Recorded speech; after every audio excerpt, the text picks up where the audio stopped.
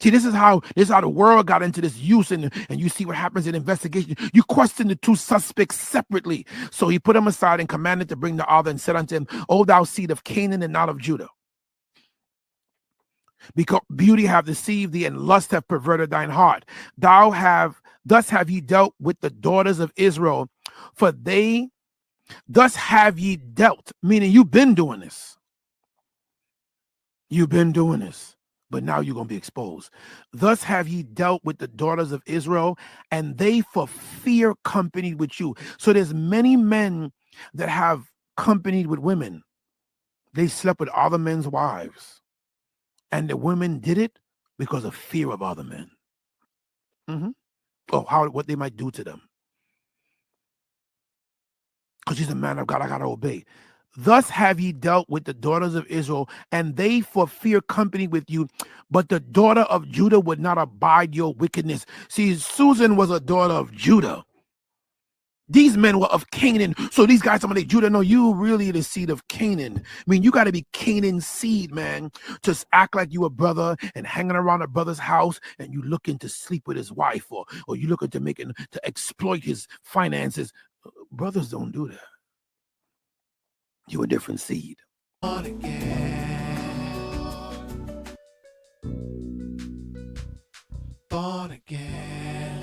We must be born again. Born again.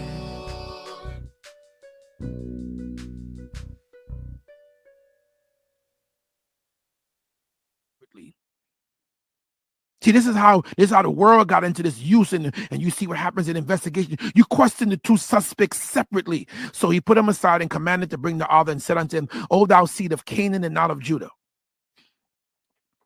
because beauty have deceived thee and lust have perverted thine heart. Thus have ye dealt with the daughters of Israel, for they thus have ye dealt, meaning you've been doing this.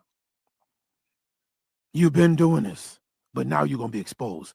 Thus have ye dealt with the daughters of Israel, and they for fear companied with you. So there's many men that have companied with women. They slept with other men's wives, and the women did it because of fear of other men. What they might do to them. Because he's a man of God, I got to obey. Thus have ye dealt with the daughters of Israel, and they for fear company with you. But the daughter of Judah would not abide your wickedness. See, Susan was a daughter of Judah. These men were of Canaan. So these guys, some of the Judah, no, you really the seed of Canaan. I mean, you got to be Canaan seed, man. Just act like you a brother and hanging around a brother's house, and you looking to sleep with his wife, or you looking to exploit his finances. Brothers don't do that. You a different seed. But the daughter of Judah would not abide your wickedness. Now tell me, under what tree didst thou take them company together? Who answered, under the home tree. Then said Daniel unto him, well, thou hast also lied against thine own head, for the angel of the Lord waiteth with the sword to cut thee in two, that he may destroy you. With all that the assembly cried out with a loud voice and praised God, who saveth them that trust in him. And they arose against the two elders, for Daniel had convicted them of false witnesses by their own mouth. So sometimes you'll convict a person of false witnessing by their mouth. And according to the law of Moses, they did unto them in such sort as they maliciously intended to do unto their neighbor, and they put them to death. Thus the innocent blood was saved the same day. Therefore Chelcias and his wife praised God for their daughter Susanna, and Joachim her husband, and all her kindred, because there was no dishonesty found in her. From that day forth was Daniel had in great reputation in the sight of the people. So Daniel was had in great reputation. Why? Because he stood up for what was right. They bore false witness. Look, it looked like they were getting away with it. And because why? It looked like they were getting away with it. And what it says, verse 41, then all the assembly believed them. So not because a person is an elder, you're supposed to believe them.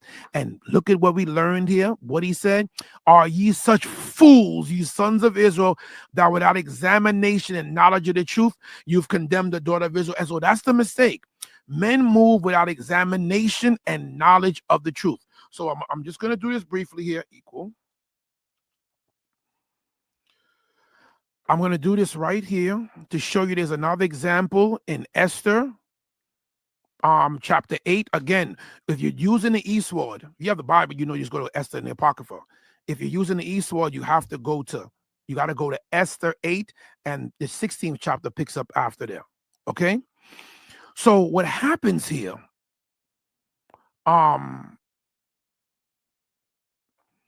is this is when Haman was making a move to have Israel to be, this is genocidal. So we're just going to read here. You can read this. I'm just going to read this a few verses for time's sake, just to show you. The king, great Artaxerxes, on the princes and governors of 127 provinces from India unto Ethiopia, and unto all our subjects, greetings. Look how vast his kingdom was. From India, look, all the way to Ethiopia, and unto all our subjects, greetings. Many the more they are honored with great bounty of their gracious princes, the more proud they are waxing, and endeavor to hurt not only our subjects, but not being able to bear abundance, do take in hand to practice against those that do them good. So there's some people, when they get an authority, they have it out for other people that see them. Because Mordecai saw the shiftiness and the subtlety of Haman, he had it out for him. And take not only thankfulness away from among men, but also lift it up with the glorious words of lewd persons that were never good. They think to escape the justice of God that seeth all things and hateth evil. Oftentimes also, here it is, look at this move right here. Oftentimes also fair speeches. Oftentimes also fair speech of those that are in trust to manage their friends' affairs have caused many that are in authority to be partakers of innocent blood, and have enwrapped them in remedied us calamities. So people will be around you and act like they're your friend. They'll be around you and act like they're your friend. Now, here's the issue. They'll be around you and they'll act like they are your friend. And then you end up being partakers with them of innocent blood.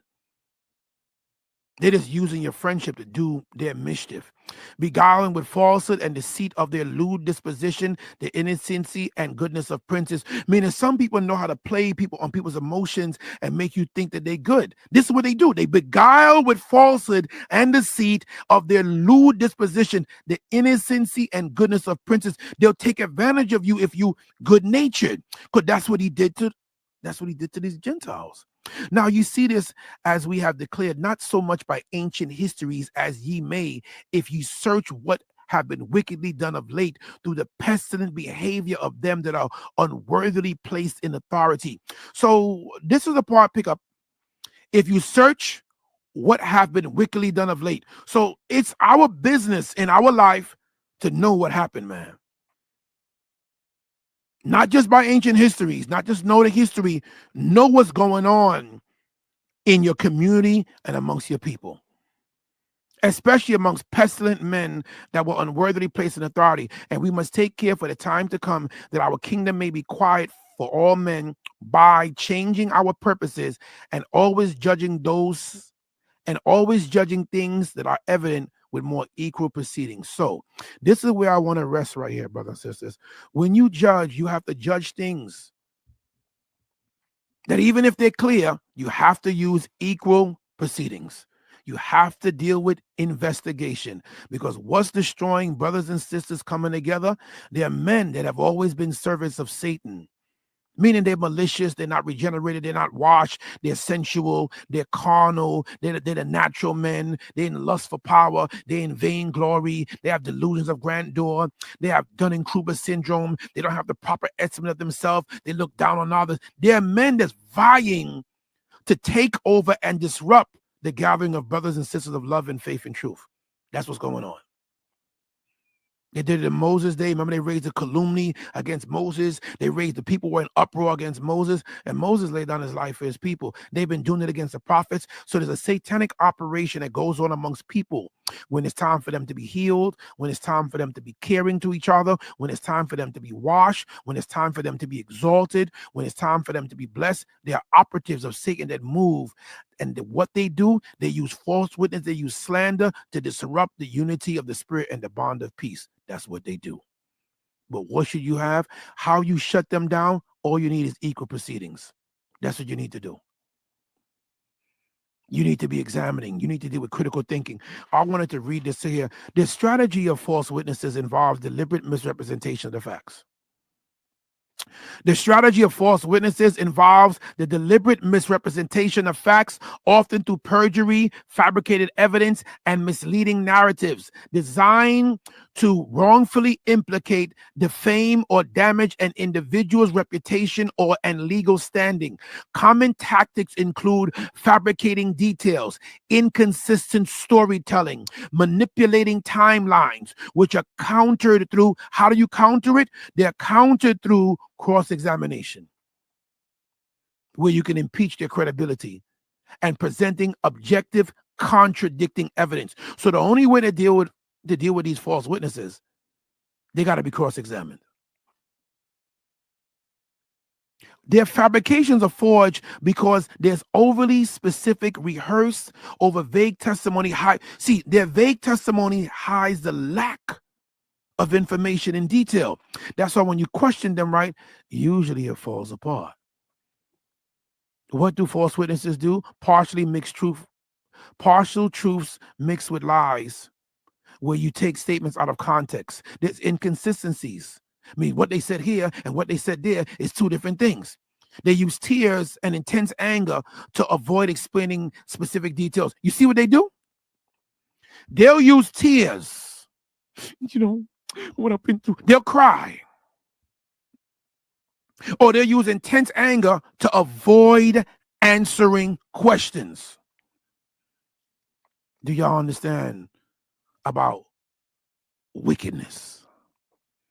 They'll use tears or intense anger in order to avoid giving the details of what they say they're a victim of.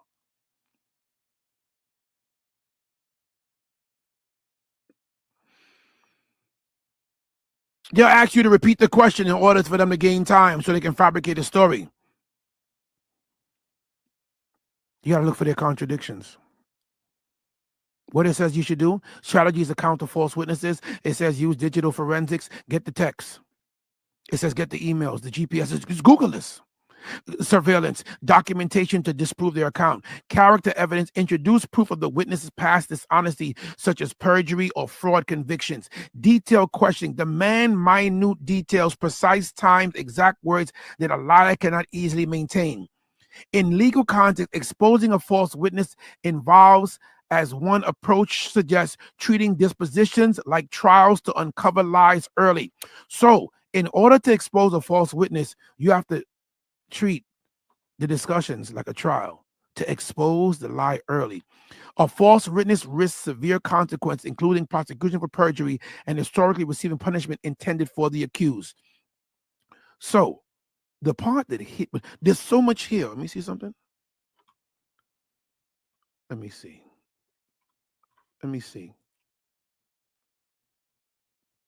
Oh yeah. Let me see. Oh, you can post that. Yeah, go ahead. So what we got to watch?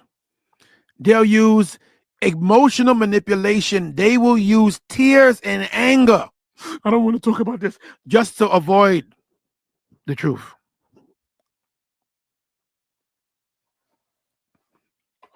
Didn't they do that in the book of Acts? When Paul was speaking to them, what did they do?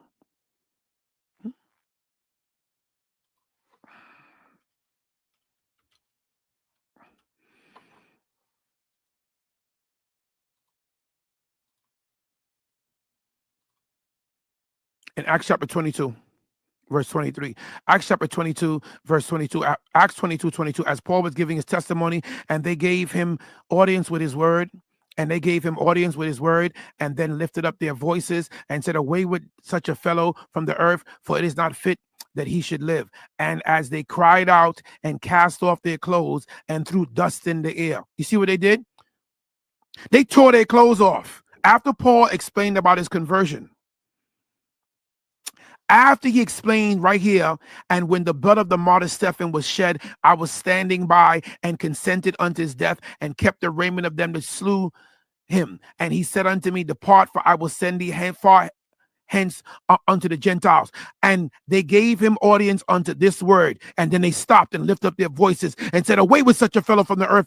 It is not fit that he should live. And as they cried out and cast off their clothes, they threw dust in the air, showing you they'll go into the great rage in order to shift your emotion from examination to anger, from examination to pity. You see what they'll do? They'll make a move. False witnesses, when they're getting busted, they'll move to what? Shift your emotion to anger so that you're angry with the situation.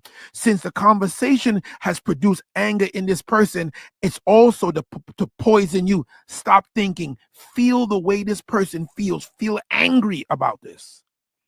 Or stop thinking, stop examining, stop looking into it, stop investigating, and cry because this person is a victim. All this is called emotional manipulation. They did it with Paul. That's what Paul had to say. I'm a Roman, man. You beat me. That's uncondemned. I'm a Roman. False witnesses and slander are not twins, but they are sisters. This is how they do their dirty work. They are not identical. They are spiritual siblings. They are woven together like threads in a dark fabric. False witnesses, the lie. Slander is the spreading of the lie. One creates poison, the other distributes it. False witness is the lie. Slander is the spreading of a lie. One creates poison, the other distributes it. Together they destroy mercilessly. Bearing false witness, inventing, distorting, and misrepresenting facts about someone. Bearing false witness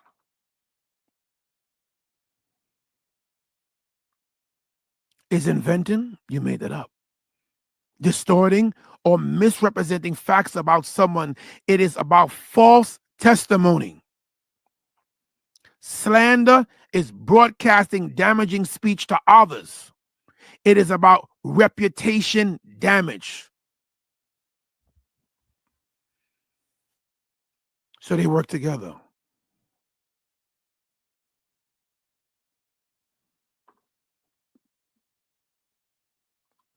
They interlock like gears in a machine. Think of them as a system. Step one, false witness. Invent, create, forge a lie. Because that's the weapon now. Slander, use it on the people. Think of them as a system. Step one, false witnessing is the creation of the lie. Someone fabricates, twists, or exaggerates, or selectively edits reality. This is the seed. Step two, slander is the distributor of the lie. Then they repeat it, hint it, imply it, circulate it. This is the spread. So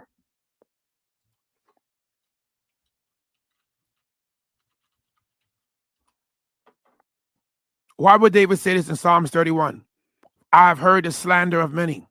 Fear was on every side. While they took counsel together against me, they devised to take away my life. For what reason? Because there's a heavy satanic intent, right, for men to maintain control and influence and positions in people's mind, and for people not to get free to Christ. That's the issue, is to control certain people's ears, certain people's minds, certain people's heart, and to bind people's souls where they don't enter in to the rest with Christ. That's what's really going on. Reputation collapses. Now others believe it. After the slander, somebody's reputation will collapse and other people believe it. Trust erodes, doors close, isolation begins. This is the harvest of demonic siblings' dirty work. False witnesses invents the wound. Slander keeps it bleeding. So the false witness is a sword, and the constant slander, look, keeps it bleeding, and keeps brothers and sisters from coming together. I've heard the slander of many. Fear was on every side. While they took counsel together, they devised to take away my life. But I trusted in thee, O Lord. I said, thou art my God. My times are in thine hand. Deliver me from the hand of mine enemies and from them that persecute me. Make thy face to shine upon thy servant. Save me for thy mercy's sake. Let me not be ashamed, O Lord, for I have called upon thee. Let the wicked be ashamed, and let them be silent in the grave. Let lying lips be put to silence. Let lying lips be put to silence, which speak grievous things proudly and contemptuously against the righteous. So this is what the warfare is. Lying lips got to be put to silence because they speak grievous things proudly and contemptuously against the righteous. Oh, how great is thy goodness, which thou hast laid up for them that fear thee, which thou hast wrought for them that trust in thee before the sons of men. Thou shalt hide them in the secret of thy presence from the pride of man. Thou shalt keep them secretly in the pavilion from the strife, look, of the tongues. Blessed be the Lord, for he has showed me his marvelous kindness in a strong city. I said in mine haste, I'm cut off from before thine eyes. What made him feel cut off? Because the slander of many. How many people were beneficiaries of the love that David showed and the love that Jesus showed, and they just turned because of slander? For people uttering false, misleading things, changing narratives, using contextomy, quoting things out of context, making up stories, putting out rumors. That's what they did in order to break the affection of the people with them that love them. I said in my haste, I'm cut off from before thine eyes. Nevertheless, thou heardest the voice of my supplication when I cried unto thee. Even that's what happened with Susanna. Oh, love the Lord, all ye his saints, for the Lord preserveth the faithful, and plentifully rewardeth the proud doer. Be of good courage, and he shall strengthen your hearts, all ye that hope in the Lord. This is what's going on. I wanted to read this too. This is going to be our last stop. 51. A prayer of Sirach. I will thank thee, O Lord King, and praise thee, O God, my Savior. I will give praise unto thee, for thou art my defender and helper, and hast preserved my body from destruction, from the snare of the slanderous tongue, and from the lips that forge lies. Because when somebody's forging a lie, they know how it's going to hit. And has been mine helper against my adversaries, and has delivered me according to the multitude of thy mercies and greatness of thy name, from the teeth of them that were ready to devour me, and out of the hands of such as sought after my life, and from the manifold afflictions which I had, and from the choking of the fire on every side, and from the midst of the fire which I kindle not, from the depths of the belly of hell, from an unclean tongue. He had to be delivered from an unclean tongue and lying words by an accusation to the king. So they will bear false witness to somebody in authority to try to dun you. For by an accusation to the king from an unrighteous tongue, my soul drew near unto death. My life was near to the hell beneath. They compassed me on every side. There was no man to help me. Everybody was taken. Everybody believed it. For I looked for the succor of men, but there was none. Then I thought upon thy mercy, O Lord, and upon the acts of old, how thou deliverest such as wait for thee, and savest them out of the hands of the enemies. Then I lifted up my supplication from the earth and prayed for deliverance from death. I called upon the Lord, the Father of my Lord, that he would not leave me in the day of my trouble, and in the time of the proud, when there was no help. I will praise thy name continually, and will sing praises with thanksgiving. So my prayer was heard, for thou savest me from destruction and deliver me from the evil time. Therefore will I give thanks and praise thee and bless thy name, O Lord. When I was young, or ever I went abroad, I desired wisdom openly in my prayer. I prayed for her before the temple and will seek her out to the end, even from the flower till the grape was ripe, meaning from the beginning of the growth. It's the seed, stem, flower, but you got to wait till the grape is ripe. Some bring forth 60-fold, 80-fold, 100-fold. It's about us being ripe. So even from the flower till the grape was ripe, half mine heart delighted in her. My foot went the right way. From my youth up sought I after her. I bowed down mine ear a little and received much and got much learning. I profited therein. Therefore will I ascribe glory unto him that giveth me wisdom. So it's not enough for you to learn the word and your children to learn the word. They need to have the wisdom how to apply it to the events of life. Look what happened with Daniel. Look what happened with Mordecai. Look what happened with David. Look what happened with Paul. Look what happened with Stephen. Look what happened with our Lord Jesus Christ. Because false witnesses, they move in the ultimate attack against the movement of love, against the movement of family. And they don't want people to be enlightened. They don't want people to deal with the critical examination. Brother said, I profited, verse 17, therefore will I ascribe glory unto him that giveth me wisdom. For I purpose to go after her, and earnestly I followed that which is good, so shall I not be confounded. My soul hath wrestled with her in my doings. I was exact. So, he said he was exact in his doings. I stretched out my hands to the heavens and beware my ignorances of her. Lord, I don't understand. Help me to understand, Lord. I directed my soul unto her, and I found her in pureness. I have had my heart joined unto her from the beginning. Therefore shall I not be forsaken. My heart was troubled in seeking her. Therefore have I got me a good possession. The Lord have given me a tongue for my reward, and I will praise him therewith. Draw near unto me, ye unlearned, and dwell in the house of learning. Wherefore are you slow? And what say ye to these things, seeing your souls are very thirsty? I opened my mouth and said, buy her for yourself without money. Put your neck under the yoke, and let your soul receive instruction. So is she hard at hand to find. Behold with your eyes, and how that I have but little labor and have gotten me much rest. Get learning and great sums of money. Get much gold by her. Let your soul rejoice in his mercy and be not ashamed of his praise. Work your work betimes, and in his time he will give you your reward. Meaning he had a tongue for his reward because he learned. You got to go through it to learn. This night I took the time, and it was on my spirit to share this with you. False witnesses that rise up. They led by charge things that I knew not. So David said this in the Psalms. I'm saying this to you to say this. Brother said, if you intend on doing good and you intend on doing right, this is what you're going to face. And you got to come out against the liars. You got to stand on truth. Listen, you got to back down the darkness. Yes, you do. Because they're trying to destroy people that's part of your body. They're trying to destroy your family. They're trying to destroy your name. And they're not trying to admire the good works that the Lord wrought through you, because we the Lord's workmanship. They don't want people to be connected to you because they're not connected to God. And the movement against God is being fought against by false witnesses, by men that are proud, by men that are arrogant, by men that have exaggerated opinion of themselves, that's not in the proper estimate of themselves, the men that just simply not loving, they're not born again.